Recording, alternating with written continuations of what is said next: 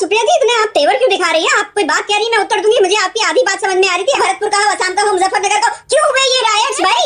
बहुत ज्यादा secular party थी। चुप होकर बैठी और सुनिए मेरी बात। हर बार आप चलाएंगे कि उन्होंने राष्ट्र के नाम एक संदेश दिया और हम में से किसी को यह मौका नहीं था कि उनके बहुत सारे झूठों का, उनके बहुत सारे प्रोपेगेंडा का मैं पर्दाफाश कर सकूं। मुझे इस बात पर बहुत आपत्ति है। ये आपत्ति मैं पहले अपनी दर्ज कराना चाहती हूं, क्योंकि हर जगह जहां पर बवाल होगा ये शख्स जरूर पाए जाते हैं। तो मैं पहले एक चीज बताना चाहती हूं, 1991 का जो कानून पारित हुआ था उसमें बीजेपी की सहमति थी। सदन ने वो पारित किया था कानून, बीजेपी सदन का हिस्सा थी, तो बीजेपी उस कानून से भाग नहीं सकती है। बीजेपी के लिए बहुत कन्वीनियंट है आज कि वो प्लेसेस ऑफ वर्शिप एक्ट पर तबाही मचने दे रही है। प्लेसेस ऑफ वर्शिप एक्ट पर लोग चैलेंज कर रहे हैं, उसके नाम पर खूब एक्सप्लॉयटेशन हो रहा है, वो होने दे रही है। बीजेपी के लिए बड़ा कन्वीनियंट है और सरकार में बैठ के हम उधर मुंह करके आंखों पे पट्टी बांध लेंगे। अच्छा, आप आंखों पे पट्टी नहीं बांध सकते, क्योंकि आपकी सहमति से वो कानून बना था और आज आप सरकार में हैं। मैं दो बातें जरूर कहना चाहती हूं और यह बात कहनी जरूरी है।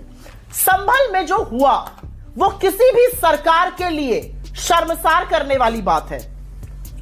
यूपी पुलिस की बात सुनिए तो 5 लोगों की पुलिस की गोली से मौत हुई और 30 लोग इनके अकॉर्डिंग घायल हुए। मतलब इतनी अराजकता हुई। तो जब पॉलिटिकल पार्टीज वहां फैक्ट फाइंडिंग के लिए जाना चाहती है, अपील के लिए जाना चाहती, तो किस बात का डर है? क्या छुपाने की कोशिश हो रही है योगी आदित्यनाथ की सरकार ने?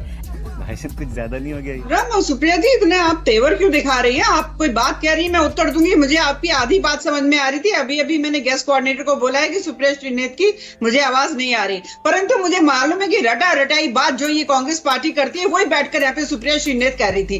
चलिए, आप कहती है कि भारतीय जनता पार्टी जो है बेहद सांप्रदायिक दल है, हमेशा जो है वो भावनाओं को भड़काता रहता है। मुझे ये बता दीजिए, आपकी सरकार जब जब सत्ता में रही है, तो चाहे वह रांची का रॉयट हो, मेरठ का रॉयट हो, मुंबई का रॉयट हो, भिवंडी का रॉयट हो, हैदराबाद का हो, सूरत का हो, अलीगढ़ का हो, धुले का हो, देवगढ़ का हो, भरतपुर का हो, असम का हो, मुजफ्फरनगर का हो, क्यों हुए ये रायट्स भाई?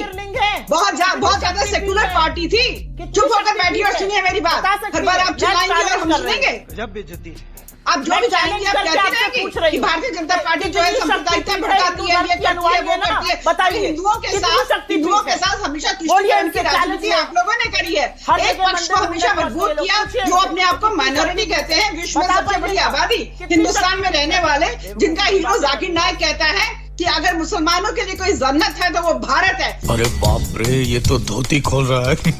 क्यों वहाँ पे आप जैसे राजनीतिक दल है जो कि हमेशा हिंदुओं को छोटा दिखाते हैं और मुसलमानों को आगे बढ़ाते हैं। आप ही के वकील नेता है ना, बारंबार जिन्होंने राम मंदिर। Okay Supriya, one by one, एक second Supriya please, 1 second, one by one.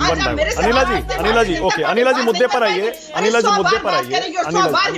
Anila जी एक सेकंड, छोड़ दीजिए। पर आज की टेक्नोलॉजी ऐसी है कि बिना खुदाई किए हुए भी आपको पता चल जाएगा कि अंदर जो है वो कितना पुराना वहां पे जो मंदिर रहा है, वहां की जो भी वहां पे एविडेंसेस हैं, कितने साल पुराने हैं, वो क्या है। ओके ऑलराइट, मेरा दूसरा सवाल। ओके अनिला जी ओके, खत्म।